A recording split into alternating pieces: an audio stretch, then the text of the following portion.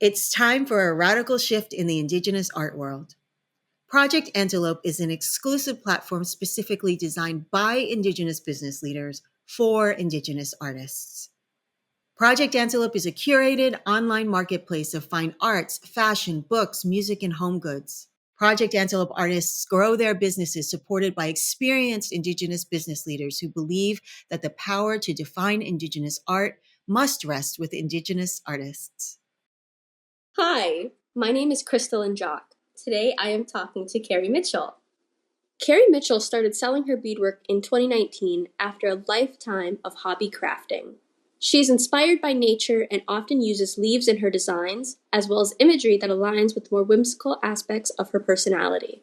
Among her signature pieces are bats and crescent moons, all made from the highest quality materials. She works primarily with size 15 seed beads, as well as larger stones, shells, and crystals that she anchors with a peyote stitch.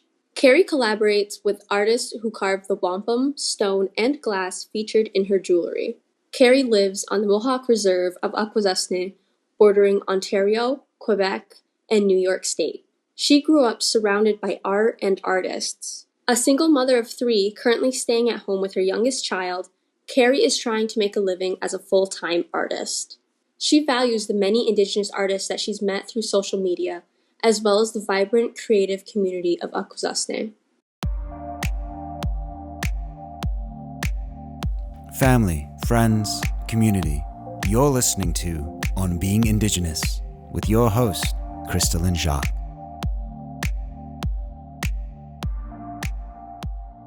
We can start with the obvious first question. So what got you into beadwork? What had inspired you to start beadworking? Honestly, it's just been a lifetime of crafting. My mom taught me how to craft when I was little.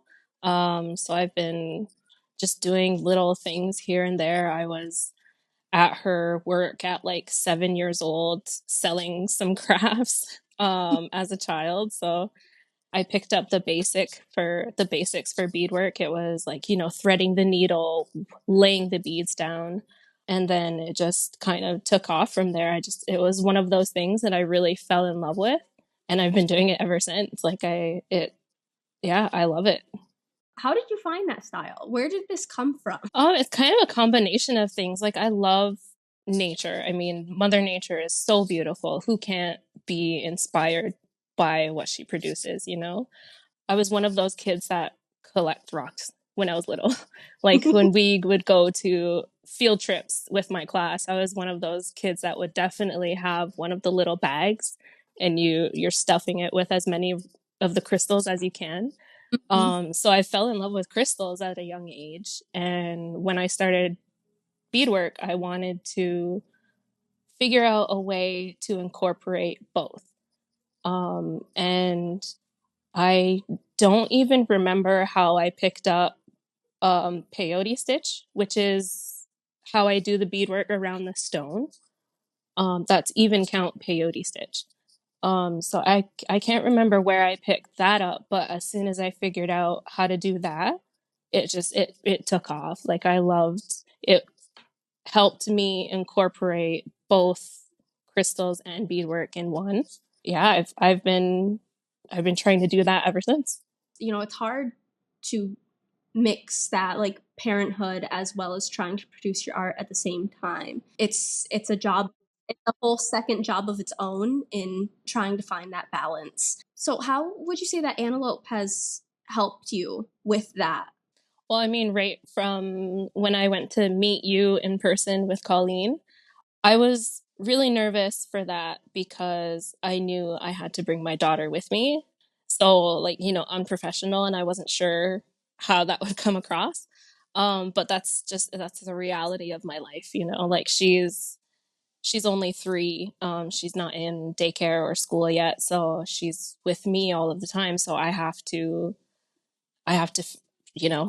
she's always there. So, like, whenever I went to meet you guys and I got to bring her along, and how cool you guys were with that, it just really took off a lot of the anxiety that I had about joining, because it's the first step for me in taking my artwork kind of seriously.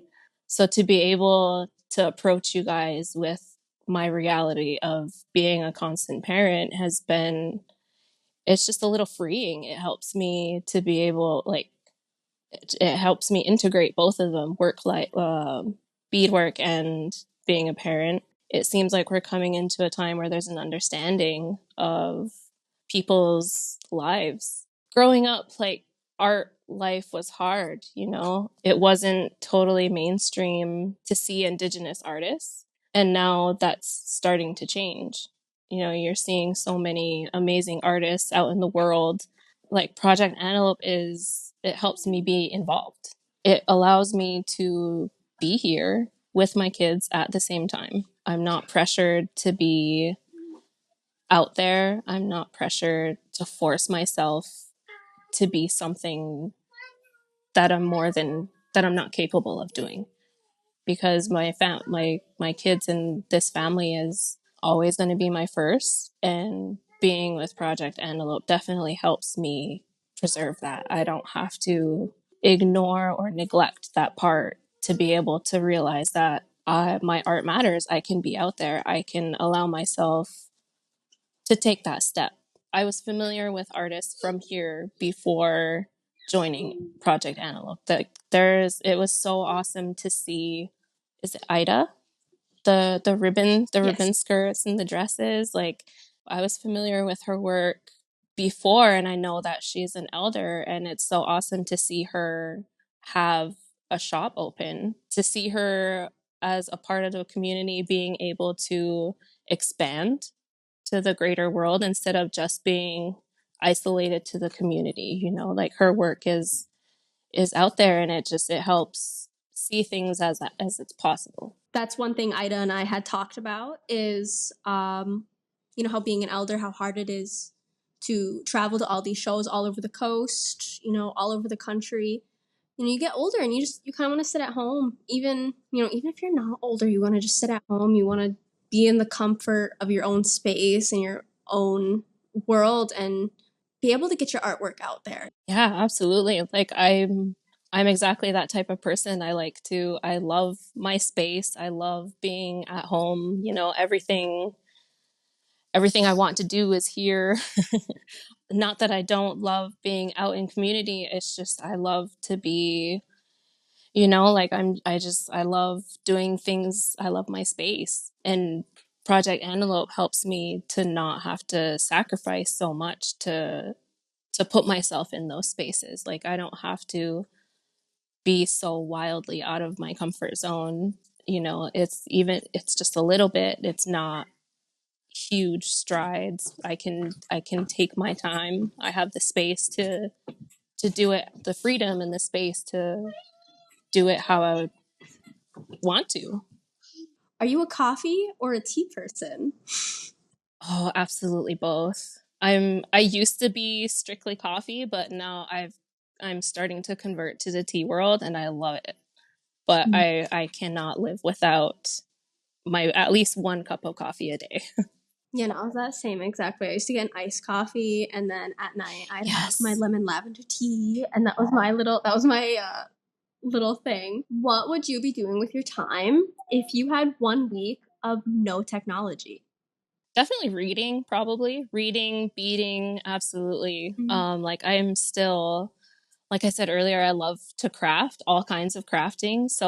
And I love to cross stitch as well. So I would probably be doing that as well. But my kids absolutely take up most of that time. So that's probably about all I would do. Thank you so much, Keri, for being our guest today on Being Indigenous. Thank you for having me. You guys have been great. Thank you. Have a great day. Okay, bye. You've been listening to On Being Indigenous. For more information on Project Antelope artists, please visit projectantelope.com or follow us on Instagram at Project Antelope. Please follow, like, and subscribe. And if you're so moved, leave us a review. We love those.